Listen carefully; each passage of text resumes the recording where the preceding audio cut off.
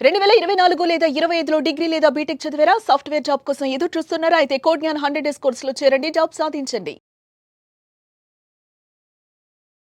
నమస్కారం మేడం. నమస్తే అమ్మా.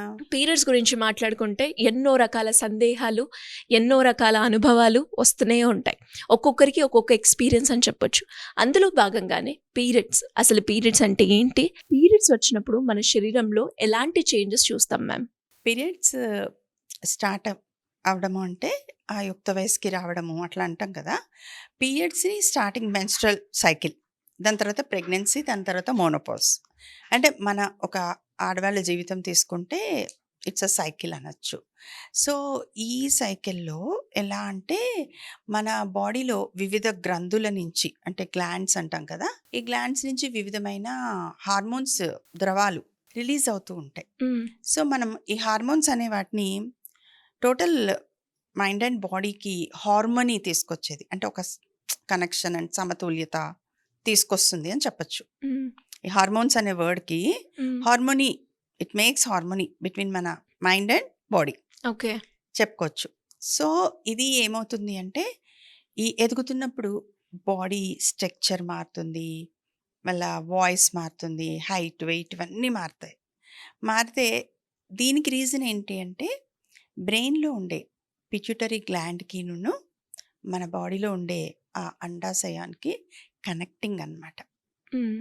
మనకి పైకి కనిపించేది జస్ట్ బ్లీడ్ అనుకుంటాం, కానీ లోపల జరిగే మెకానిజం చాలా గొప్పది. అది అసలు ఎలా జరుగుతుంది మ్యామ్? అంటే నేను డాక్టర్ని కాదు, కానీ నేను స్కూల్స్కి వెళ్ళి పిల్లలకి చెప్పినప్పుడు వాళ్ళ సందేహాలన్నీ క్లియర్ చేయాలి అన్నప్పుడు నేను కొద్దిగా అన్నా దీని మీద అవగాహన కలిగించుకోవాలి కదా. సో దీనిలో మనకి ఏంటి అంటే గ్రోత్ హార్మోన్, ఇది మనం గ్రో అవ్వడానికి, ఎదగడానికి, శరీర నిర్మాణానికి, వాటికి. అలాగే తర్వాత ప్రోలాక్టిన్ అంటాం.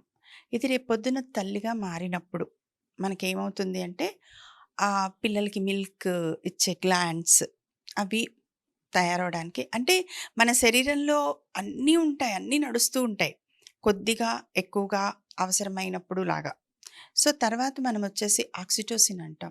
ఈ ఆక్సిటోసిన్ ఏంటి అంటే రేపు డెలివరీ అయినప్పుడు ఈజీగా హ్యాపీగా అవ్వడానికి కూడా అనమాట.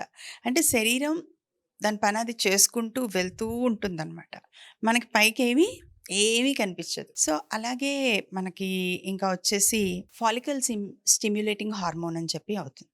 అది ఏంటి అంటే లోపల అండాశయం ఎదుగుదలకి, అలాగే బయట పెరిగే అందాలు అంటాం కదా, అమ్మాయి షేప్స్, అబ్బాయిల్లో కూడా టెస్టోస్టిరాన్, తర్వాత వాళ్ళలో ఆ హైట్, వెయిట్ అవన్నీ పెరగడానికి ఈ హార్మోన్ యూజ్ అవుతుందన్నమాట. సో రకరకాల హార్మోన్స్ రిలీజ్ అవుతూ వెళ్తూ ఉంటాయి. ఇది అన్నోయింగ్లీ లోపల మనకి జరిగిపోతూనే ఉంటుంది. ఓవరీస్ ఏంటి, మనలో అండం అంటాం కదా, ఆడవాళ్ళలో ఒక్కటి ఓవ్యూల్ రిలీజ్ అవుతుందని. ఆడపిల్లలు పుడుతూనే ఆ ఓవరీస్లో లక్షల, కొన్ని మిలియన్స్ ఆఫ్ అండాలు ఉంటాయి. అంటే వీళ్ళ బ్రతికినంత కాలం, వీళ్ళ ప్యూబర్టీకి రీచ్ అయిన తర్వాత ప్రతి నెల రిలీజ్ అయ్యే అండాలు ఎన్నైతే ఉన్నాయో, రిలీజ్ అవుతూ ఉంటాయో, అవి పుట్టినప్పుడే ఉంటాయి ఆడపిల్లకి. కానీ మగపిల్లలకి అలా కాదు, వాళ్ళు ఎదిగిన తర్వాత, ఏజ్ వచ్చిన తర్వాత వాళ్ళలో ఆ స్పర్మ్ తయారయ్యి అప్పుడు వాళ్ళలో మిలియన్స్ ఆఫ్ కణాలు, వాళ్ళలో ఆ గ్రోత్, ఆ హార్మోన్స్, ఆ చేంజెస్, టెస్టోస్టిరాన్, ప్రొజెస్టరాన్ ఇలాంటివన్నీ వచ్చినప్పుడు వాళ్ళలో ఆ గ్రోత్ స్టార్ట్ అవుతుంది. కానీ ఆడపిల్లకి మాత్రం పుడుతూనే ఇవన్నీ ఉంటాయి, కానీ ఎవ్రీ మంత్ ఒకటే రిలీజ్ అవుతుంది. సో మీకు ఇప్పుడు అర్థమవుతుందా ఈ హార్మోన్స్ ఎన్ని రకాలుగా ఉంటాయి? సో జనరలీ మనం ఏమనుకుంటాము, పైకి కనిపించేది ఒకటే, అరెరే బ్లీడింగ్ అవుతుంది, మాకు పూజ ఉంది, మాకు పెళ్ళుంది, మాకు ట్రావెల్ ఉంది అనేసి మనం టాబ్లెట్స్ వేసేస్తూ ఉంటాం. ఇది మీకు అర్థమవుతుంది కదా సైకిల్. మీ బ్రెయిన్లో ఉండే పిట్యూటరీ గ్లాండ్కి, మీ అండాశయానికి కనెక్షన్ ఉంది. మనం ఏం చేస్తున్నాం, సడన్గా టాబ్లెట్స్ వేసి ఆ సైకిల్ని కట్ చేయడానికి, ఆపడానికి ట్రై చేస్తున్నాం.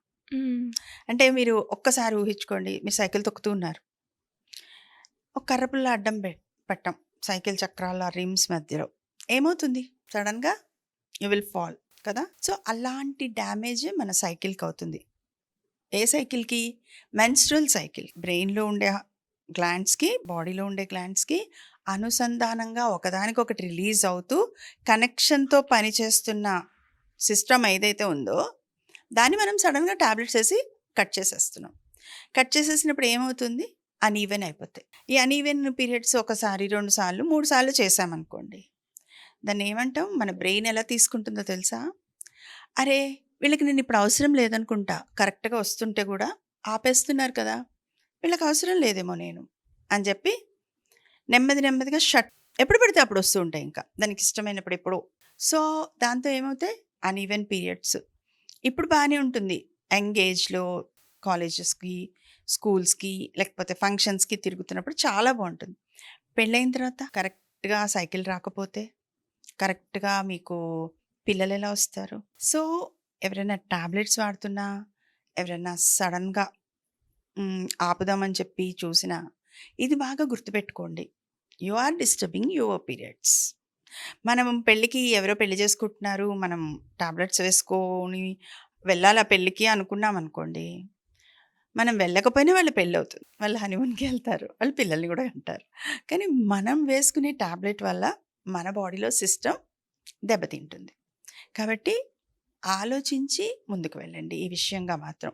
ఎందుకంటే హార్మోన్స్ చేంజెస్తో పాటు మూడ్ స్వింగ్స్ ఉంటాయి, మూడ్స్ మారుతూ ఉంటాయి, ఎమోషనల్ ట్రామా ఉంటుంది, కొంతమందికి ఇరిటేషన్ ఉంటుంది. ఇప్పుడు చూడండి, సడన్గా పీరియడ్స్ ముందు కొంతమంది అంటారు బ్రెస్ట్స్ హెవీగా ఉన్నాయని. అంటే మనం చెప్పుకున్నట్టు ఆ లోపల ఉండే ఆ ప్రొలాక్టిన్, ఆ మిల్కింగ్ గ్లాండ్స్ కూడా వర్కౌట్ అవుతూ ఉంటాయన్నమాట. సో మనం ఏం చేస్తాము, ఒక టాబ్లెట్ వేసేస్తే సో ఎన్నిటి మీద ఇది ఇంపాక్ట్ పనిచేస్తుంది. పడుతుంది. సో అది ఆలోచించండి.